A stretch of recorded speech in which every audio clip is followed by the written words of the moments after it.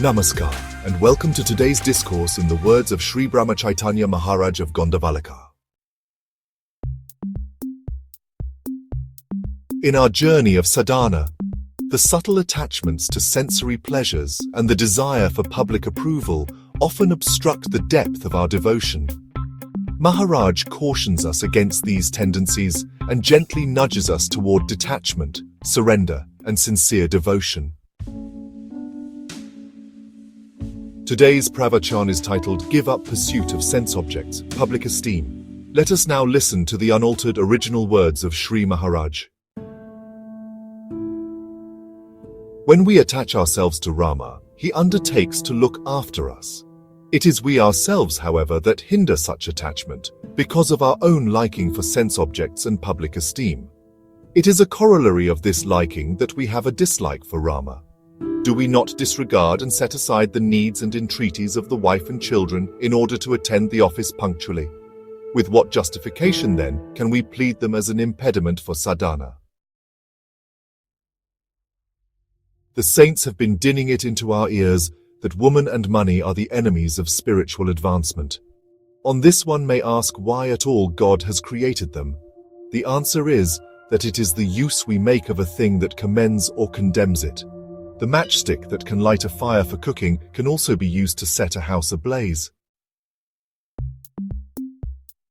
A certain person once said to me, "Domestic life disgusts me and makes me feel I should quit it." I replied, "Do you think quitting home life will create detachment? What you need for it is proper discrimination between good and bad, permanent and impermanent. What will suffice for the present is to give up the sense of ownership and doership." Righteous acts may prove a hindrance in spiritualism. One may feel ashamed to own an improper act, but of a good one we boast with pride. People often say, "The misery I am undergoing is owing to sins committed by me in a previous life. I perform good acts in this life so that I shall have a happier life in my next incarnation." But does this not imply desiring for a reincarnation instead of for absolute liberation from the almost endless cycle of births and deaths?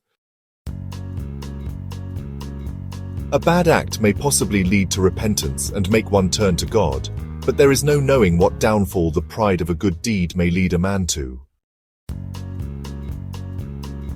How can a bitter gourd yield a sweet taste? Likewise, how can sensual pleasure make life sweet and happy? It is begging the question to say that you will take up devotion when love for God will arise. For mere fleeting pleasures we toil and drudge, but we do not care to repeat the Nama sincerely, and yet complain in despair that we still do not feel love for God. Kalanginatha Siddhar, one of the revered 18 Tamil Siddhars, is known not only for his mastery over yogic sciences and alchemy, but more importantly, for his unshakable detachment and unwavering focus on the self. Once, a royal emissary came to invite Kalanginatha to the king's court, praising his siddhis and offering him great honor and gold. The king had heard of the miracles Kalanginatha performed, curing diseases, reviving dying men, and even controlling elements. The emissary said, "The king wishes to honor you in front of the court and give you the title of Raja Guru." "What shall I do with titles that come and go with time? I have conquered the senses, not kingdoms.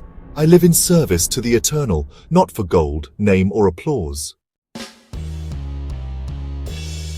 There lies the final destination of name, wealth, and status. If one is not careful, even the subtle desire for esteem will bind one tighter than chains. This story reflects perfectly the teaching of Shri Maharaj. Spiritual danger lies not only in gross pleasures, but also in the subtle desire to be appreciated for doing good. Kalanginatha reminds us, true sadhana is walking alone, without leaning on public praise or worldly comforts, holding only to God. Shri Maharaj's guidance today is sharp, yet filled with compassion. Let us introspect deeply. Are we serving two masters, the Lord and our own image in the world? Can we give up the race for approval and instead seek the still joy of God's remembrance? Like Kalanginatha, may we step back from the glitter of esteem and listen only to the voice of our conscience and the call of Nama.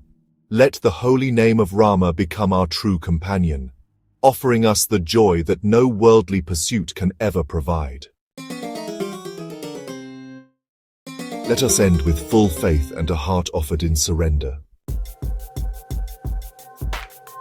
O Rama, I desire nothing but you.